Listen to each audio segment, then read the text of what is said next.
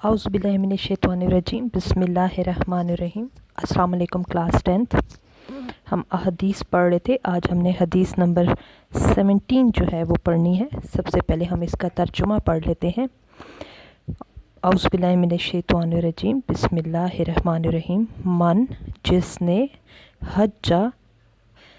حج کیا، بیتا اللہ کے گھر کا، فقدا بس پھر اس نے ادا کیے، مناسکہ اس کے مناسک، وسالمہ اور محفوظ رہے، مسلمون مسلمان، من لسانہ ہی اس کی زبان سے، ویدہ ہی اس کے ہاتھ سے، غفرہ معاف کر دیے گئے، ماں جو تقدمہ پہلے ہو چکے، من ذنبہ ہی اس سے گناہ۔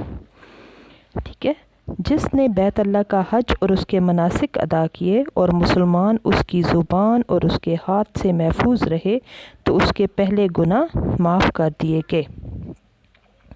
سب سے پہلے جو ہے وہ ہم حج کے لغوی معنی بتانا چاہیں گے کہ حج کا لغوی معنی زیارت کا ارادہ کرنے کے ہیں، یعنی کہ کسی چیز اللہ کے گھر کی جو زیارت ہے اس کو کرنا حج کہلاتا ہے۔ حج اسلام کا 5واں رکن ہے۔ شریعت کی اصطلاح میں حج سے مراد وہ جامع عبادت ہے جس میں مسلمان مکہ معظمہ اور بیت اللہ پہنچ کر کچھ مخصوص اعمال اور عبادات کرتا ہے اور انہیں مناسک حج کہتے ہیں۔ چونکہ حج کرنے کے لیے مسلمان بیت اللہ کی زیارت کا ارادہ کرتے ہیں اس لیے اسے حج کہتے ہیں۔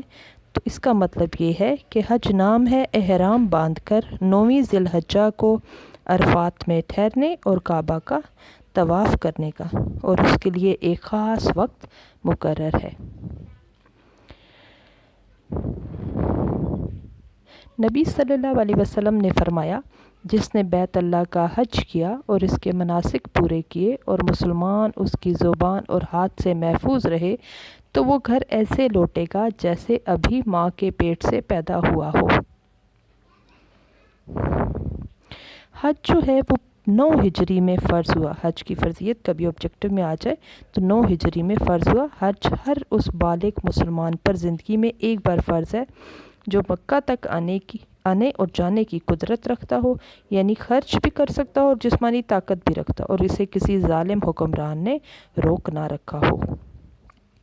اللہ تعالیٰ کا حکم ہے، لوگوں پر اللہ تعالیٰ کا یہ حق ہے کہ جو اس گھر تک پہنچ سکتا ہو وہ اس کا حج کرے، اور جس نے کفر کی روش اختیار کی تو وہ جان لے کہ اللہ تعالیٰ سارے اہل جہان سے بے نیاز ہے۔ یہ سورہ عمران کی آیت نمبر 97 میں فرمایا گیا۔ ٹھیک ہے، اور اللہ تعالیٰ نے فرضیت اور اہمیت کے بارے میں فرمایا، اور وہ لوگ اس قدیم گھر یعنی بیت اللہ کا طواف کریں، سورہ حج 29 آیت میں فرمایا۔ سورہ بقرہ کی 125 آیت میں اللہ تعالیٰ نے فرمایا، اور ہم نے ابراہیم اور اسماعیل علیہ السلام کو حکم دیا کہ وہ میرے گھر کو طواف کرنے والوں، اعتکاف کرنے والوں اور رکوع اور سجود کرنے والوں کے لیے پاک کریں۔ نبی صلی اللہ علیہ وسلم نے فرمایا، جو کوئی اللہ تعالیٰ کے حکم کی تعمیل میں حج کرے اور دوران حج فسق اور فجور سے باز رہے، وہ گناہوں سے اس طرح پاک ہو کر لوٹتا ہے جیسے ابھی ماں کے پیٹ سے پیدا ہوا ہو۔ پھر آپ صلی اللہ علیہ وسلم نے فرمایا، مقبول حج کا بدلہ سوائے جنت کے اور کچھ نہیں۔ آپ صلی اللہ علیہ وسلم نے فرمایا، حج اور عمرہ کرنے والے اللہ کے مہمان ہیں، اگر اس سے دعا کریں تو وہ قبول کرے گا، اگر اس سے بخشش مانگیں تو وہ انہیں بخش دے گا۔ آپ صلی اللہ علیہ وسلم نے فرمایا، جس شخص کو کسی ظالم حکمران نے یا واقع ہی ضرورت نے نہ روک رکھا ہو، اس کے باوجود وہ حج نہ کرے، چاہے وہ یہودی مرے یا نصرانی ہو کر، چاہے وہ یہودی ہو کر مرے یا نصرانی ہو کر۔ حضرت عمر فاروق رضی اللہ تعالیٰ عنہ کا قول ہے، حج کا سامان تیار رکھو، یہ بھی ایک جہاد ہے۔ اس کے بعد مناسک حج سے پہلے جو ہے وہ اس کی تھوڑی سی فضیلت اور اہمیت جو ہے وہ میں آپ کو بتانا چاہوں گی۔ حج کی فضیلت میں اسے اسلام کے 5 ستونوں میں سے ایک قرار دیا۔ نبی صلی اللہ علیہ وسلم سے حج کی فضیلت اور اہمیت پر بہت سی احادیث مروی ہیں، جن میں مناسک حج ادا کرنے کے فضائل اور حاجی کو ملنے والے ثواب اور انعام کا ذکر بھی کیا گیا ہے۔ بخاری میں حضرت ابو ہریرہ رضی اللہ تعالیٰ عنہ سے روایت ہے کہ رسول اللہ صلی اللہ علیہ وسلم سے دریافت کیا گیا، کون سا عمل سب سے افضل ہے؟ تو آپ صلی اللہ علیہ وسلم نے فرمایا، اللہ اور اس کے رسول پر ایمان لانا۔ پھر دریافت کیا گیا کہ اس کے بعد کون سا عمل افضل ہے؟ تو آپ صلی اللہ علیہ وسلم نے کہا، اللہ کی راہ میں جہاد کرنا۔ پھر دریافت کیا گیا، اس کے بعد کون سا عمل افضل ہے؟ تو آپ صلی اللہ علیہ وسلم نے فرمایا، مقبول حج۔ ابن ماجہ میں حضرت ابو ہریرہ رضی اللہ تعالیٰ عنہ سے روایت ہے کہ آپ صلی اللہ علیہ وسلم نے فرمایا، جس نے حج کیا اور فسق اور فحش کلام سے بچا تو وہ ایسا ہے جیسے ماں کے پیٹ سے پیدا ہوا۔ عمر بن عاص سے روایت ہے کہ آپ صلی اللہ علیہ وسلم نے فرمایا، حج ان گناہوں کو دفع کر دیتا ہے جو اس سے قبل ہو چکے ہوں۔ صحیح بخاری میں ابو ہریرہ رضی اللہ تعالیٰ عنہ سے روایت ہے کہ محمد صلی اللہ علیہ وسلم نے فرمایا، عمرہ کرنا دوسرے عمرہ تک گناہوں کا کفارہ بن جاتا ہے اور مقبول حج کا بدلہ جنت کے سوا کچھ نہیں۔ سنن نسائی میں ابو ہریرہ سے روایت ہے کہ آپ صلی اللہ علیہ وسلم نے فرمایا، بوڑھوں، کمزوروں اور عورتوں کا جہاد حج اور عمرہ ہے۔ حج کی فرضیت کی شرائط جو ہے وہ دیکھ لیتے ہیں۔ حج فرض ہونے کی 8 شرطیں ہیں، جب تک وہ سب نہ پائی جائیں تو حج فرض نہیں ہوتا۔ اسلام حج صرف مسلمان ہی کر سکتا ہے، یعنی اس کا مسلمان ہونا ضروری ہے۔ اگر استطاعت تھی مگر مسلمان نے حج نہ کیا، پھر وہ فقیر ہو گیا، تب بھی اس پر حج کا فرض باقی رہے گا۔ دارالحرب، اگر دارالحرب میں ہو اور باقی شرائط پوری ہوں اور اسے اس بات کا علم ہو کہ حج اسلام میں ایک فرض ہے تو اس پر تب ہی حج فرض ہو گیا۔ اگر اس نے اسلام کی یہ تعلیم اگر اس تک اسلام کی یہ تعلیم نہ پہنچ سکی تھی تو حج فرض نہیں ہے۔ بلوغت، حج صرف بالغ پر فرض ہے، نابالغ اگر صاحب مال ہے تب بھی بالغ ہونے پر ہی حج فرض ہے۔ اگر بلوغت سے قبل حج کر بھی لیا تو اس کا حج صحیح ہے مگر یہ نفلی حج گنا جائے گا، لیکن بالغ ہونے کے بعد اسے فرض حج ادا کرنا ہوتا ہے۔ صرف عاقل پر ہی حج فرض ہے، جو مجنون ہے یا پاگل ہے اس پر حج فرض نہیں ہے۔ غلام یا باندی پر حج فرض نہیں، اگر وہ حج کرے تو اسے نفلی حج کا حج گنا جائے گا۔ اگر مالک نے آزاد کر دیا، اب اگر اس کے پاس حج کی جملہ شرائط پائی جائیں تو اس پر حج فرض ہو جائے گا کیونکہ اب وہ آزاد ہے۔ پھر بدنی استطاعت بھی بڑی ضروری ہے۔ بدن سلامت ہو، ناپینا، اپاہج، فالج اگر ایسا بوڑھا جو خود نہ چل سکتا ہو، سواری پر خود سے بیٹھ نہ سکتا ہو، اس پر بھی حج فرض نہیں ہے۔ اگر تندرستی کی حالت میں حج فرض تھا مگر ادا نہ کیا، بعد میں بدنی استطاعت ختم ہوگی، تب بھی حج کا فرض باقی ہے، اب اس کی طرف سے حج بدل کیا جائے گا۔ ذاتی طور پر اتنا مالدار ہو کہ آنے جانے کے اخراجات پورے کر سکے اور یہ مال اس کی عام ضرورت سے زیادہ ہو۔ یہ ساری شرائط جو بتائی گئی ہیں حج کے مہینوں میں پوری ہوں تب ہی حج فرض ہوگا۔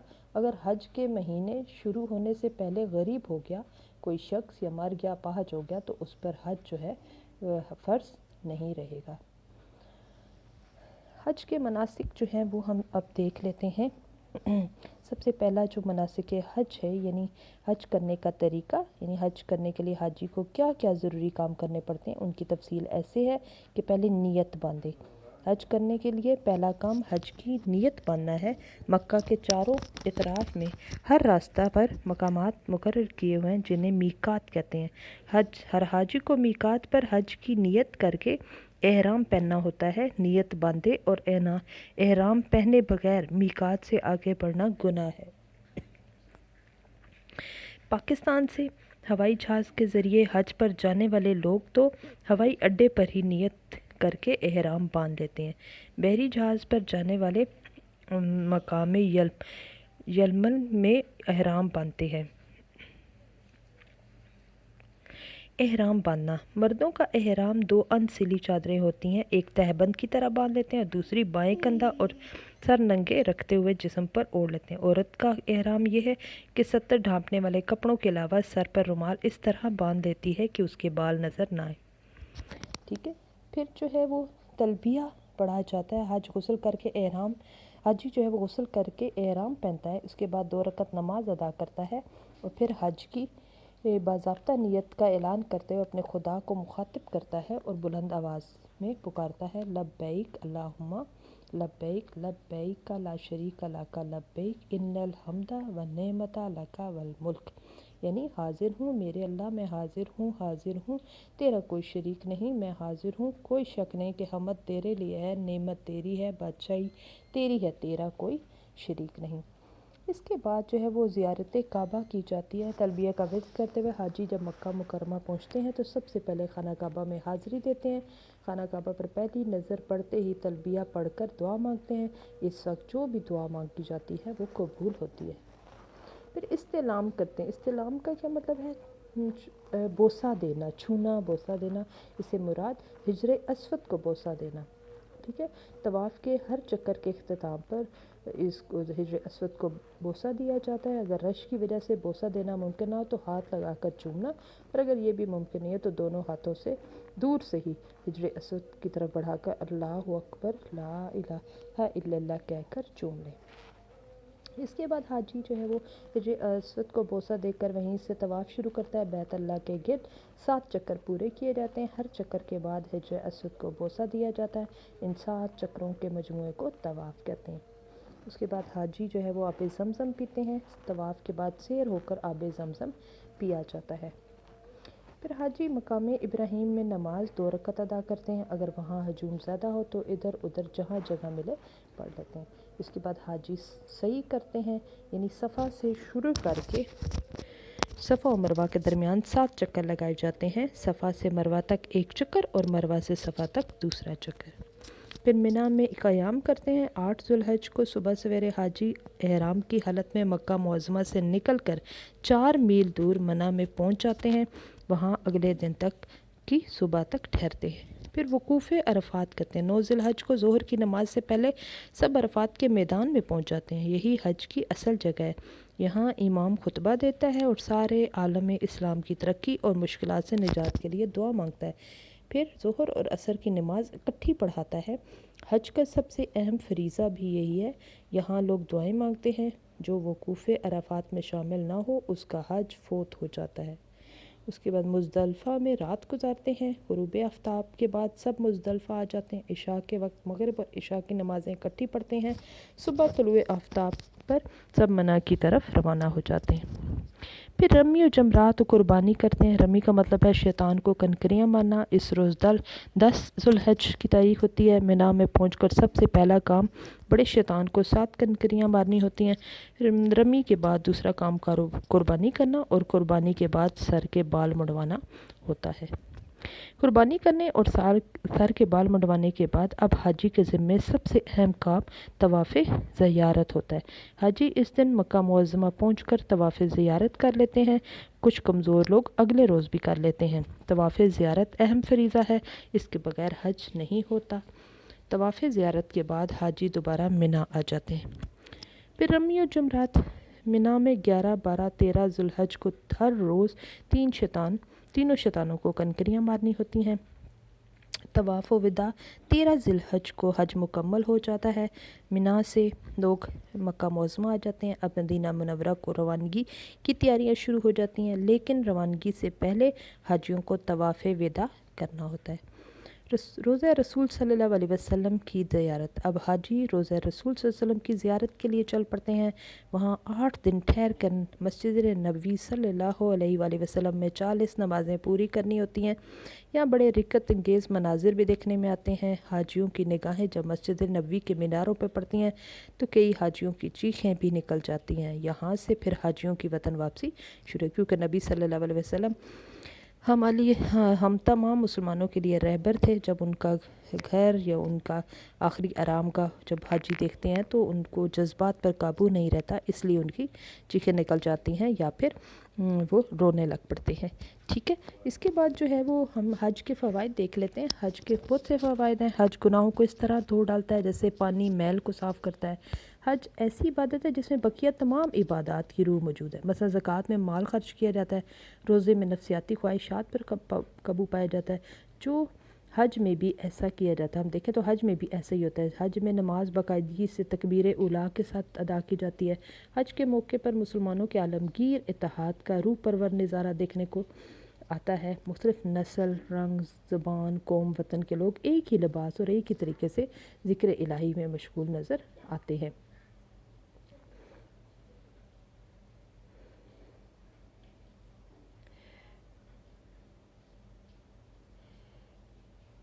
تمام مسلمان ایک ہی لباس میں ملبوس ہو کر اپنے خالق اور مالک کے سامنے بسجود ہو کر گناہوں کی معافی مانگتے ہیں، اور اس عبادت سے مرکزیت یعنی کہ ایک ہونا وہ بھی پیدا ہوتا ہے. عالم اسلام کے مسلمان ایک جگہ پر اکٹھے ہو کر غیر مسلم اقوام کے سامنے یہ شہادت دیتے ہیں کہ ہم ایک ہیں، ہمیں کوئی اختلاف نہیں. اگر کوئی اختلاف پیدا ہو بھی جائے تو اسے مل جل کر حل کر لیتے ہیں. اپنے تمام تر مسائل پر غور و فکر کرتے ہیں، اتحاد اور اتفاق کا عہد کرتے ہیں. یہی فلسفہ ہے جو حج میں چھپا ہوا ہے. حج کی عبادت سے سابقہ تمام گناہ معاف ہوتے ہیں. اس کے بعد حاجی کو قرب الہی حاصل ہوتا ہے، کیونکہ خانہ کعبہ مسلمانوں کا قبلہ نماز ہے، اس لیے اس کی عظمت میں حج اور عمرہ سے مزید اضافہ ہو جاتا ہے.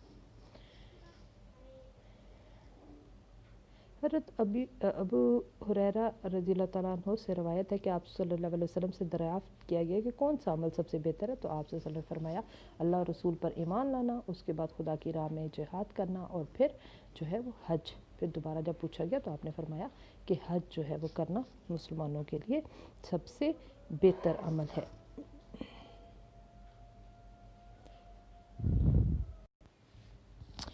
اس کے بعد ہم اس حدیث کا دوسرا حصہ جو ہے وہ پڑھتے ہیں، جس میں کہا گیا اور مسلمان اس کی زبان اور ہاتھ سے محفوظ رہے. حج کے موقع پر دنیا کا سب سے بڑا اجتماع ہے. ہر مقام پر بے پناہ ہجوم ہوتا ہے. دنیا کے تمام مسلم ممالک سے حاجی آئے ہوئے ہوتے ہیں.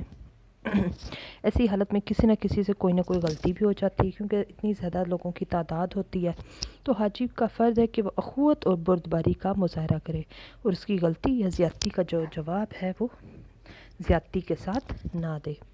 زبان سے محفوظ رہنے کا مطلب یہ ہے کہ حاجی کی زبان سے کوئی ایسا لفظ نہ نکلنے پائے جس سے کسی کی دل آزاری ہوتی ہو یا کسی کو نقصان نہ پہنچے.